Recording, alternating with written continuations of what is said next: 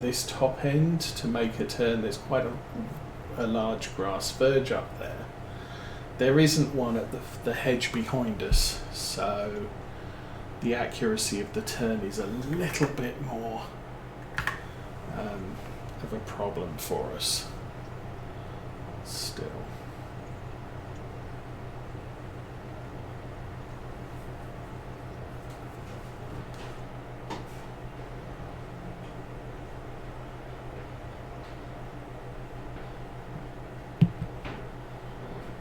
So what I'm doing is I'm kind of watching the grass or the oats and the absolute end of the weeder.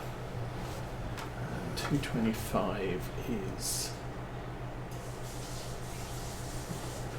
and that's approximately in the right place. There may be a little bit of overlap. That looks fine. So head back at 225, we'll turn around. It's probably about 5 or 6 more passes. It's not exactly a big tool, but it's covering what we need.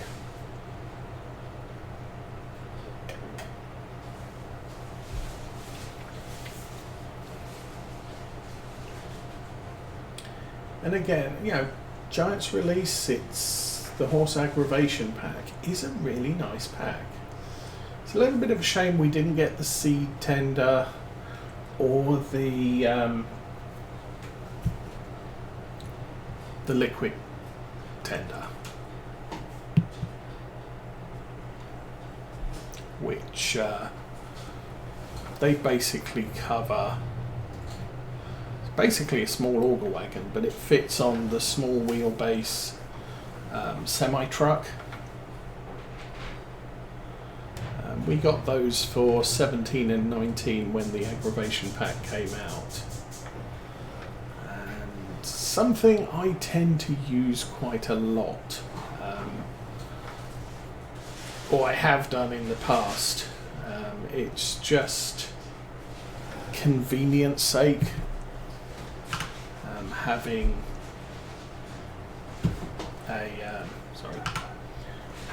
a really small auger cart carries about 10,000 litres of seed, but it's enough to keep your seed tanks replenished when you're out seeding multiple fields.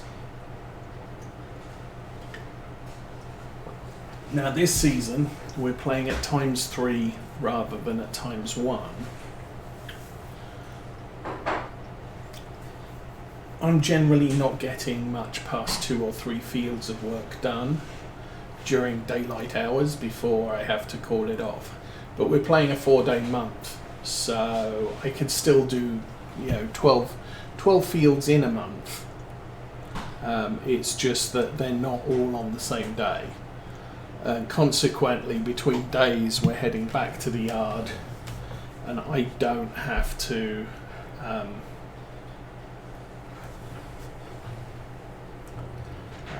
worry about getting the tender restocked in the middle of the day.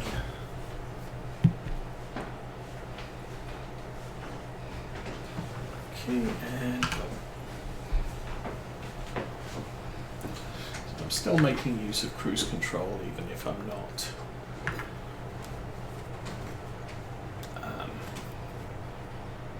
even if I don't have guidance.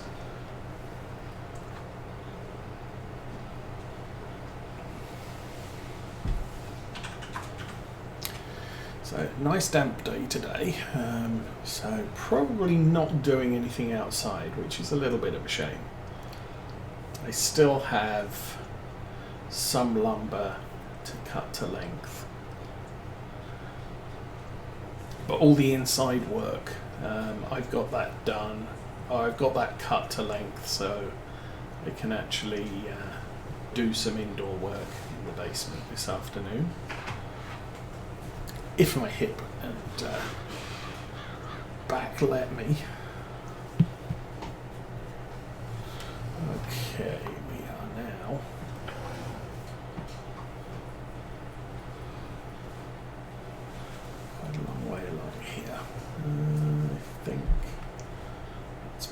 probably a good angle. I need 45.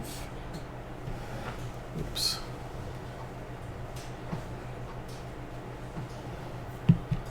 That and go.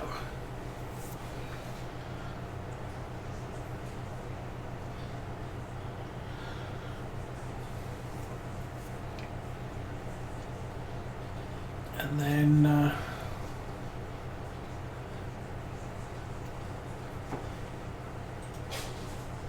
yeah, I think the biggest demand at the moment is I need to get the planting box built, because we are now rapidly approaching time to plant seeds, and if it's not built, then it's going to delay planting again. And that was the problem last year. It was sort of, okay, we need to get some stuff planted, we need the boxes to plant them in, and I just needed a batch of good weather to do that. And unfortunately that was a little bit of a delay. Okay, how am I doing? Let's do 225 I'm running. 225, 45. Yes.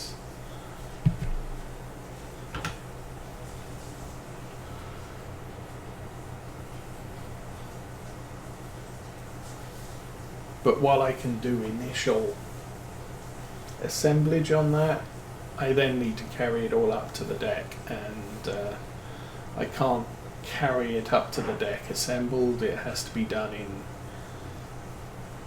sort of bite-sized pieces. So I need a good day to finish assembly, and then the wood needs to be treated as well. Then plastic. I mean, the thing is I don't do the rest of it. I assemble the wood bits. Mrs. Osa will put the plastic in and the dirt in. And this one's going to need a significant amount of dirt. So I think we figured it's probably wise to make about 3 trips in the minivan, so as not to overload it. And we still need some dirt for the other ones as well. We didn't fill them all the way full, and this year we've been looking at how deep stuff needs dirt to be in order to grow well. So I think the beds we have at the moment are about 10 inches deep, and I think actually the boxes are 10 inches deep. The dirt's only about 8 or 9 inches deep. Things like green peppers need 12 inches, so that could end up explaining why our pepper plants were kind of anemic and not very tall and only produced 1 fruit each. And the fruits weren't that big, they just didn't have enough dirt beneath them to flourish. Things like our lettuce did quite well, and again, lettuce only needs 8 inches of dirt, so it was perfectly happy with what we provided it with. Some of the small, things like big green peppers, the bell peppers, they grow, the vines grow bigger, they need more dirt. But if you get tiny peppers, so we got some, about 1 inch long hot peppers. The bush only grew to about a foot tall and just produced tons of peppers. So things like that are okay in shallower planting boxes. We've got some potatoes to plant. Potatoes need, I think, about 16 inches. So we need a lot more space, or much deeper planters for those, which is what I'm building this year. But yeah, that's what's delaying us, because potatoes are like, you need to be planting them all about now, and I don't have a planter box that's deep enough for them at this time. I think peas need about 12 inches. We've got some planting bags for those, so they should be okay. Okay, let's have a look how we did here. Oh, let's wait for a thing. Okay. So, little wedge in the corner.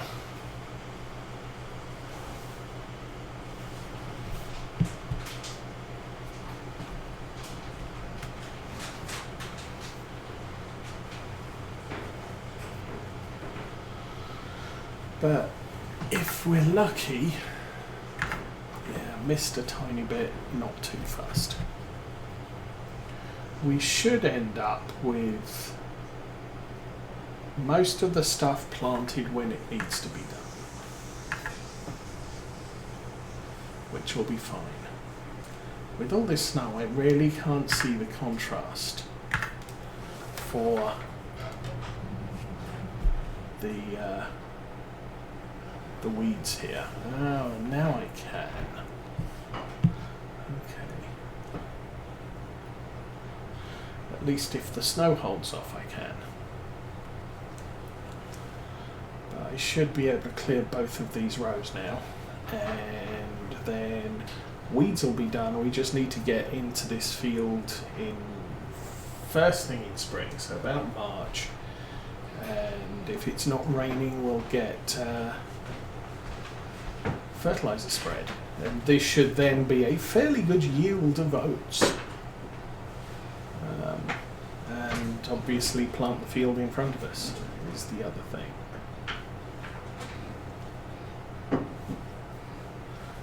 Doing 225-ish. I'm drifting across this row, but I'm good enough here.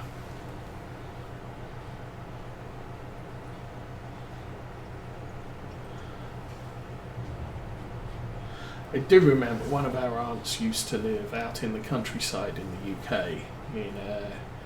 She lived on a cottage, quite a nice sized cottage. It wasn't very high. Yeah, you had to duck to walk in some of the rooms if you were 6 foot tall. But nice cottage, and they had sort of a ditch running around the house. And so the driveway had a little bridge over the ditch, and the front path had a little bridge over the ditch. There was a little hedgerow round her actual yard, and they used to throw their potato peelings into the ditch.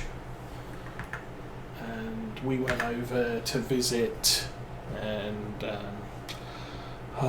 button to fold it, that one there. And she sent my uncle out to get some potatoes from the ditch, because all of the peelings had grown and produced potato plants, so she had a constant supply of potatoes coming from the ditch around the house, which was quite fun. And there were only the two of them, so it's not like they needed a ton of potatoes. I suppose I could run back that way. I suppose I could get myself stuck on the hedge, so that's all good fun too. Okay. So I'm going to go back this way.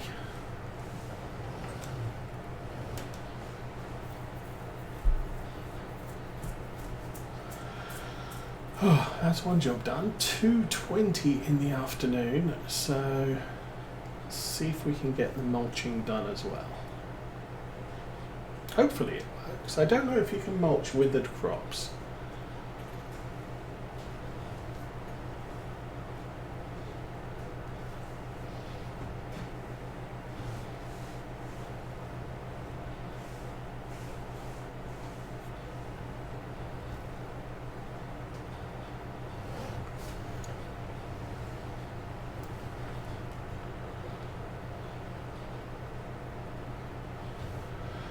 I've also made a modification to the hedgerow here on the right. So this field, we now have this opening. We can get the forage harvester and mowers through there, and it's a shorter distance back to the yard than it used to be, and easier to get into and out of with the big giant haulage trailer things. There, around there.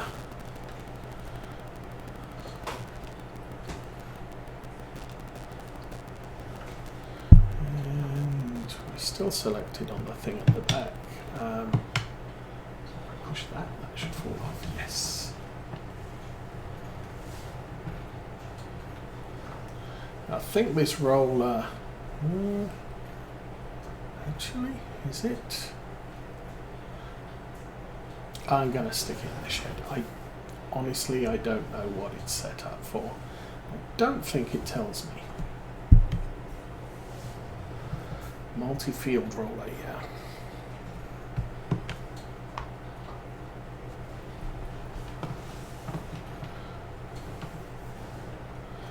That might be the rolling roller as opposed to the mulching roller.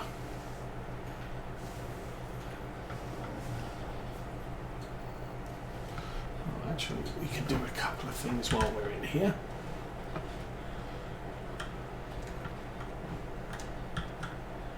So, roller. It's in good condition. As I said, I don't know what it's currently running with. Mulching roller. Okay. Take the license plate off that.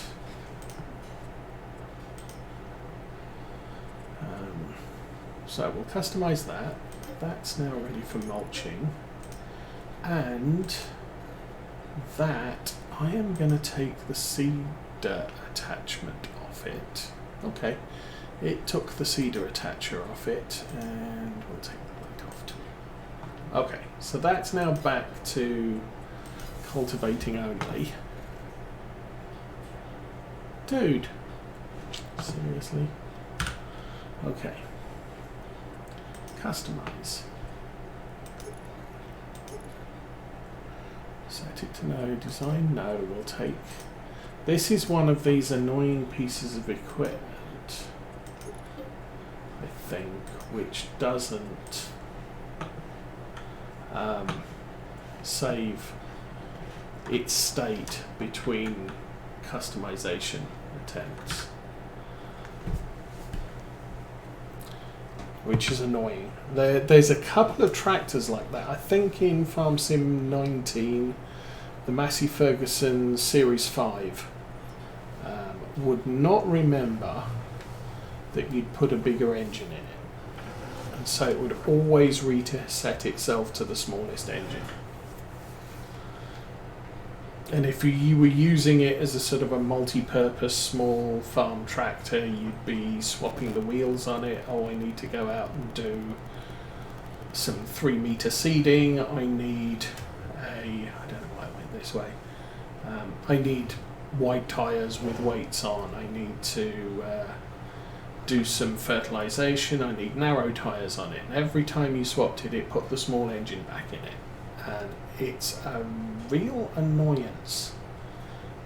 As I said, I wish vehicles and pieces of equipment would remember I have modified this tool, and all I want to do is to come in and change one aspect of the tool. I don't want you to reset it to its default state, because you don't. As we saw there, it reset it to no seeding attachment, so I updated it, and of course it said, oh, there's actually a seeding attachment on it. You didn't tell me to remove it, you just left it with I don't want one. Okay, unfold is that button there. So the state of this field should be such that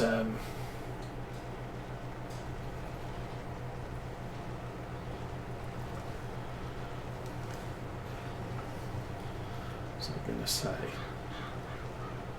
I can't drive in it in wide or in not narrow tyres, because otherwise I would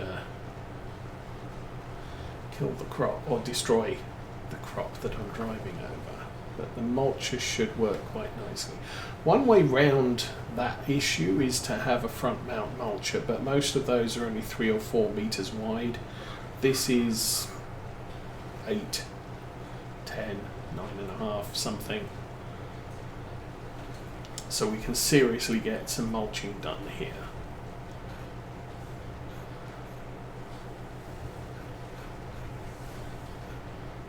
And that's good. Saves time.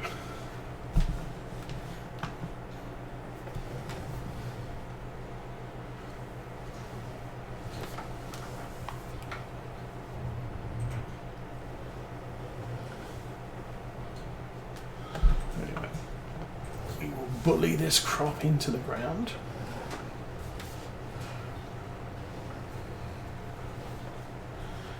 Give ourselves a little bit of a yield boost going forwards. So where are we? So 2 entrances to this field or something. Yes, there might be.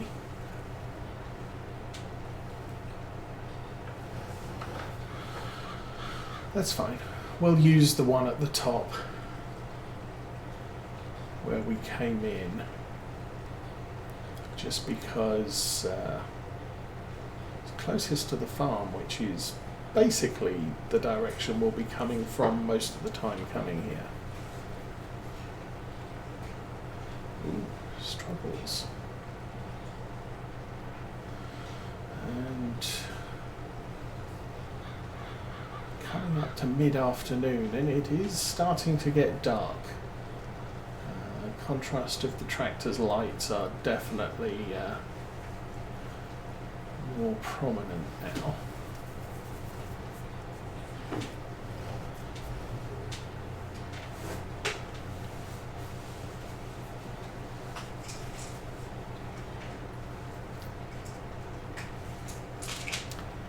Still, this is good.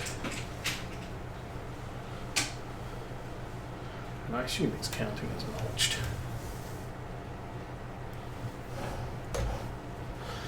This job, much easier to do than the old weeding here. I think if the crops weren't as sort of glistening as much, it would be much easier to see the weeds in the other field, or it would have been much easier to see the weeds in the other field.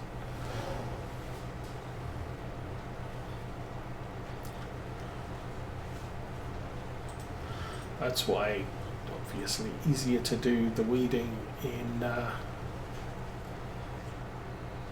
spring after you've planted them. Anyway.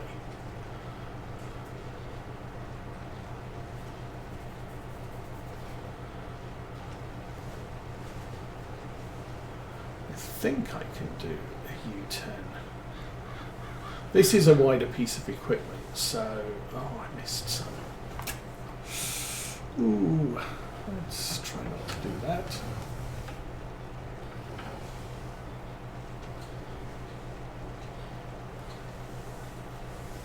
Yes.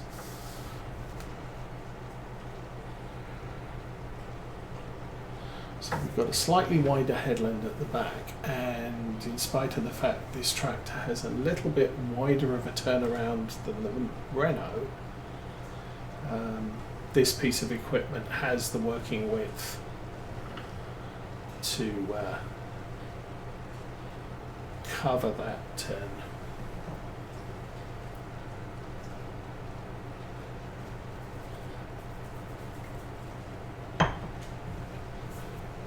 This part, I'm trying to make it as straight as possible by following the rows.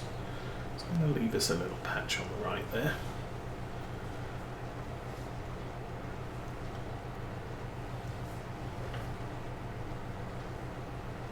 Which maybe we'll do now.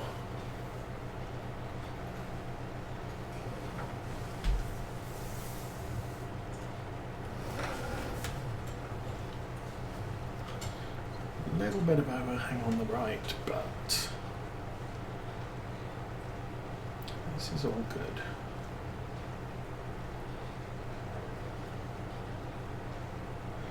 And of course the first field we have successfully mulched in its entirety. With the cereal crops and the revised textures on those that are included in this map, we are never going to get a good